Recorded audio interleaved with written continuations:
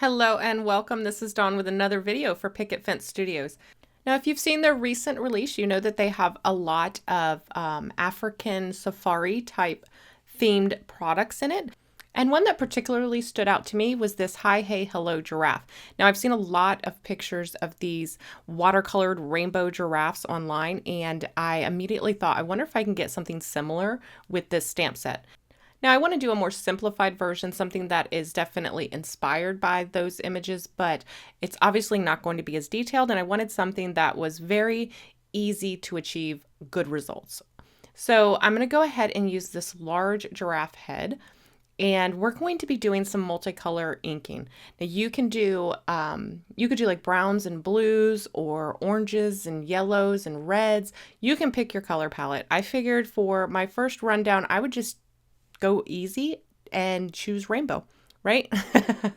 I haven't created many rainbow cards this month, so I figured it was time.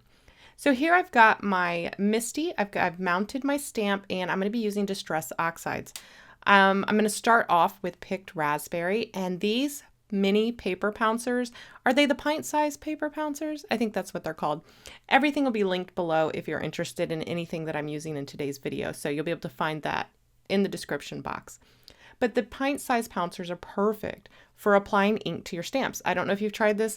I've done this a lot with daubers, sponge daubers, the little finger ones, but it never occurred to me to use the pouncers, and they hold so much more ink than the sponges, and that this was this was so easy. So now I'm moving into the spiced marmalade, and then I'm going to move on to squeezed lemonade. I'm just going in a vertical stack. Basically, each color, I'm just adding a section vertically down the giraffe here. Keeping it very simple. Like I said, testing out the idea, not trying to make it too complicated, so I could see if the concept worked. Spoiler alert, as you saw from the pictures, it does end up working. I can't wait to try a little bit different versions of this and maybe tweak it here and there. But I was super excited. As you can see, I'm throwing ink pads all over the place, but I was really excited to just get this one out of my brain, you know what I mean, and see if it worked. So here we went into the mowed lawn. Next, I'm going to move into, what is it, Mermaid Lagoon, and we're going to go ahead and ink that. I'm overlapping the colors a little bit here, so you can see we're getting a good blend of not only like green and then that turquoisey blue, but we get kind of a teal in there as well where they'll mix. Now I've got the wilted violet, and we're going to finish off the giraffe body with the wilted violet. Again, I'm going to move up into that Mermaid Lagoon a little bit, and it's going to give me more of just a tiny bit of kind of a royal blue in between there. So I really like that we can get even more colors than we're initially putting down, which means if you didn't have all of these colors, you could work with your primaries and overlap them, and then you'll get your rainbow. So we've got one impression down, and first off, I thought I'll go ahead and stamp this down again. I want a lot of color. And then I was like, you know what? Let's wait. Let's move this color first with a little bit of water, because it's nice and wet right now, and there's not too much of it. It's not staining in the paper, and I figure that it's going to move a little easier if I do it at this point. So I've grabbed a wet paintbrush. This is just I think this is a number 4 snap. I think it's a snap paintbrush.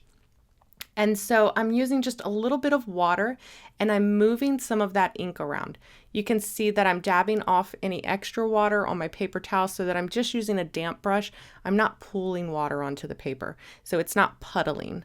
I'm just using that damp brush to kind of just pull and move some of that color around. And right now I'm staying inside of the giraffe.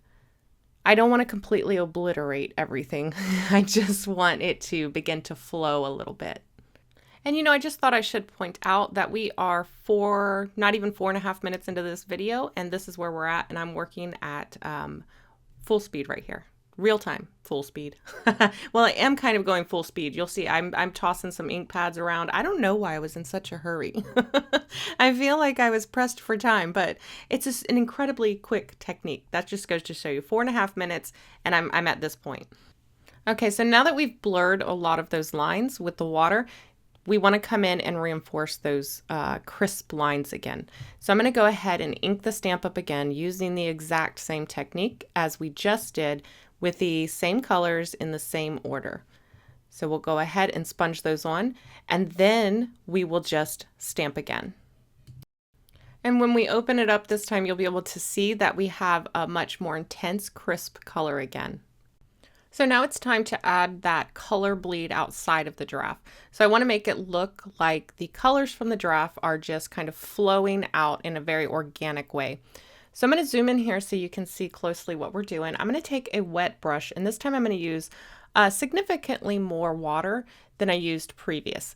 This, I can let it pool up on the paper, but I'm just kind of creating this very organic puddle of water here, and I am grabbing some of that ink from the edge, and then I'm going to put out a little extra ink onto my misty door here. I'm just using it as a palette. Pick that up with my brush and start dropping that into the wet areas that I've laid out on the paper. I'm going to let that kind of like move and mingle, and then I will put down a little bit of the green and add that as well. So I'm keeping the colors consistent with the area of the giraffe that they're touching. And this is probably the most tedious part. It's also the part where you can be the most creative. So I am going to speed this up a little bit. I'll just keep extending that wet area and then dropping in more color as needed. I'm also going to take and do a couple little splatters here in the corresponding colors. And again, I'm just trying to keep it very organic, nothing too thought out or defined. I don't want all of the color to look as if it's coming from one side, and I don't want to completely outline the giraffe either. So I'm allowing it to look like it's kind of weaving in behind and around the giraffe. So I'm just creating those organic shapes of water outside of the giraffe, initially pulling the color from the lines of the giraffe that we stamped, and then filling it in with extra distress ink there that I've laid out on my palette. Anywhere that I need to combine the colors where it's crossing over, I'll just help it combine a little bit. But I really love this effect. And again, it's very similar to those images that I see online of the watercolored giraffes. Like if you Google rainbow watercolor giraffe, like you'll see tons of them. It's absolutely gorgeous. And I've actually watercolored something very similar in a much more detailed manner. But I thought that this image gave us the opportunity to get something very similar, but easier to achieve. You don't have to be a watercolorist to get this look. And I just thought that it turned out fantastic. And again, very, very quick, very simple, very quick. So we're almost done here. I'm going to go ahead and do that purple. And then I think I do actually end up adding just a little bit more at the top of his head, but we're going to let this dry now. And I know I said that this was the most tedious or time-consuming part, but honestly, this clip in its entirety was 4 minutes and 41 seconds long, so that's how long it took me to do this portion. All right, we're going to set this aside to dry, and while that dries, we're going to do another. So this time, instead of doing any of the watercolor, if you're like, nah, fam, I'm not down for that watercolor, we can always do just a straight stamping version.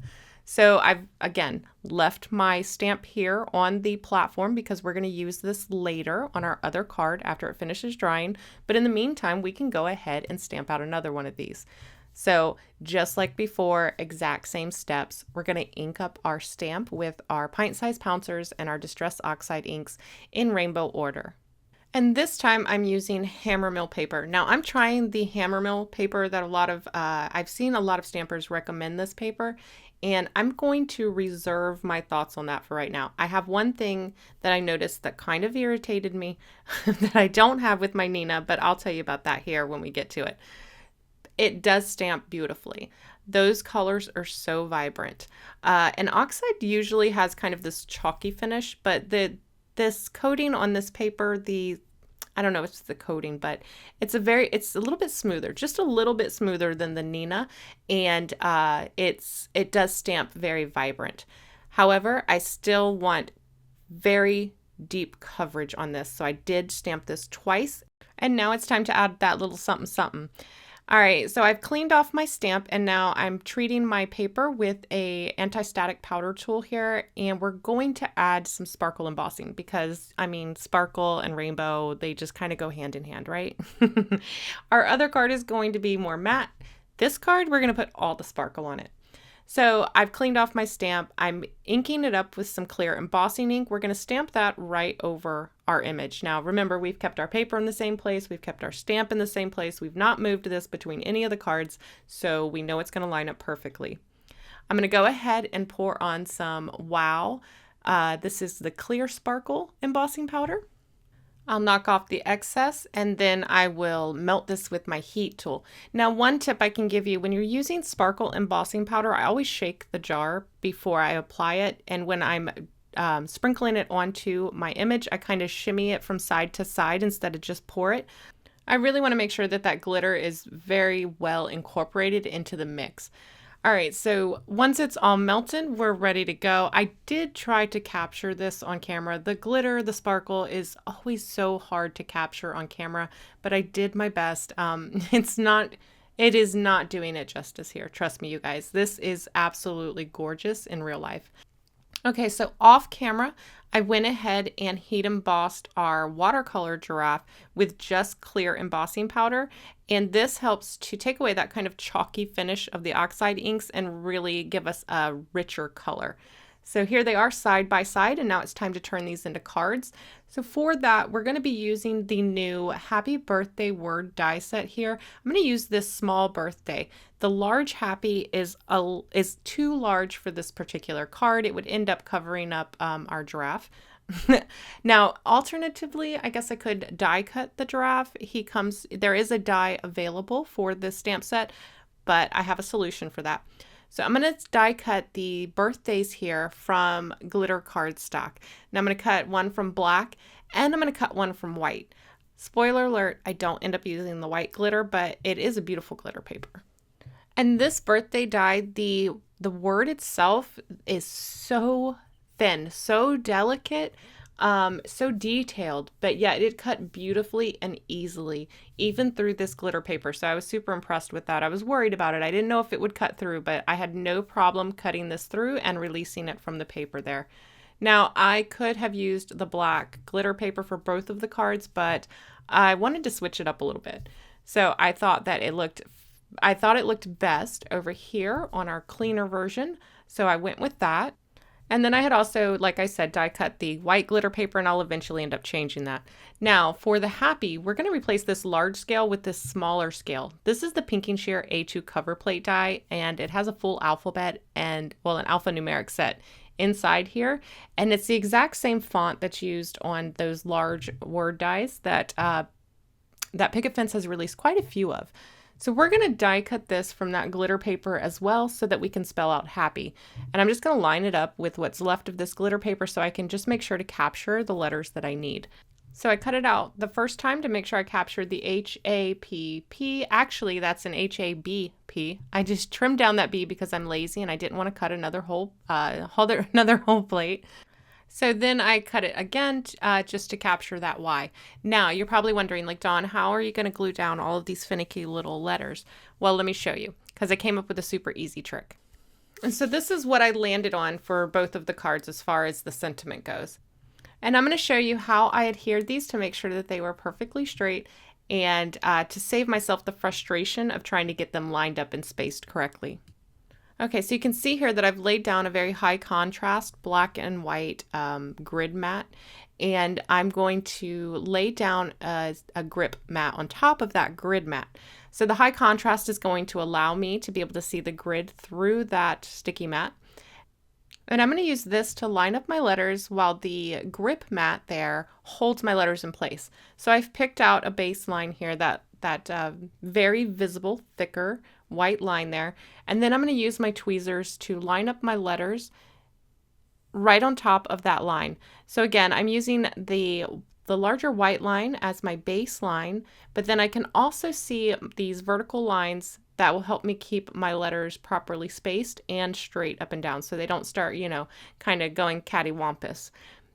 And once I've got the letters in place, I'll just kind of lightly press them down onto the grip mat so that they'll be held securely in place. Now, if you've watched my videos for a while, you know that the hero of this is the press and seal. Yes, we are using our press and seal with our grip mat. Now, you might think that how does that work? It works, trust me. The press and seal does not stick, it sticks to the grip mat. Don't get me wrong, but it sticks to the grip mat even better than it does your regular tabletop. And I might just switch to using this grip mat with my press and seal all the time. Now, I noticed that for some reason, the press and seal didn't want to stick as well to the glitter paper. It was leaving them behind when I pulled it up. However, if I just took my tweezers and just kind of started them moving, so kind of just sliding my tweezers under the letter as I pulled, it came up with the press and seal. I did not have this issue with the regular cardstock letters. I was able to pull them back and it stuck to the press and seal more than it stuck to the grip mat. So it just came right up. So here for these ones, I did have to help it along a little bit, but they're staying in place. They're not shifting, they're not moving. And now I have my letters perfectly straight and perfectly spaced and ready for my card. So here when I pull this up, you can see they're now held together by that press and seal and they're ready to adhere to my card. So I'm just going to push my card into place here on the grip mat. Again, this is going to hold my card base in place and there's no need for washi, no need to tape it into place. So I'm going to position this over my card base, making sure that I've got it in the position that I want it. And now I can also test out any other elements that I want to add to the card to make sure that I'm happy with the placement. In this case, I'm going to lay down the birthday and make sure that I've got the happy in the right spot and it's not too far down, and that I'll have enough room for that birthday underneath. And just to make sure, I did double check with a T-square ruler. I don't know who this person is. Don't ask. She's taken over and I don't know anything anymore. So once I've got it in the spot that I want it, I just pressed the press and seal onto the grip mat on the left side and folded it back. And now we can start using our glue and adhere our letters. Now these letters, this font is quite fine. So I do highly recommend using some kind of fine tip glue applicator. So here I'm using the My Sweet Petunia glue press, but you could also use some Stick It on the back of your cardstock before you die cut your letters, and then your letters would become like little stickers. So that's another option if you don't have the fine nib applicator for any of your glue bottles. So once that's done, I can just simply fold that press and seal back over. It's going to fall right back into place. I'm going to push it into place, kind of give it a minute for that glue to adhere. And then once that glue, has had a couple seconds, it doesn't take long. I'm leaving it here in real time for you. Just burnishing that in. And then I'll simply peel back the press and seal. It'll leave the letters in place. And then I can repeat the same steps for the birthday script. Now, I'm going to go ahead and do that off camera. Likewise, I finished off the other card the exact same way using the exact same steps. So let's go ahead and review both of those cards now. I finished them off identically. I trimmed down those panels by 1/4 of an inch, and then I just mounted them with a little bit of foam tape to an A2 card base. Now, like I said, I didn't want to do too much more to these. This one right here is like rainbow with glitter on glitter. I could not capture it on camera, and yes, I'm mad about it, but in real life, y'all, this is stunning. So super simple. The contrast on it is very high and it just sparkles. Oh, it's so good. This is also very postal friendly. With the price of postage going up, man, it's nice to have some of these easy postal friendly cards in your stash. Now, I do really love the way this one turned out as well. I love the artistic flair to it. The letters, I did add a little bit of shimmer pin to them. I'll have the exact one I used linked in the description box below. But that flat oxide finish was killing me. I needed to add a little something to it, so shimmer pin it was. All right, you guys, so hopefully you enjoyed today's video. I know these are much simpler cards, but hopefully the technique made it worth it. And if you think so too, make sure you give this a thumbs up. And if you're not already, make sure you're subscribed so you don't miss any future videos. As always, I want to thank you guys so much for watching, and I will see you next time. Bye.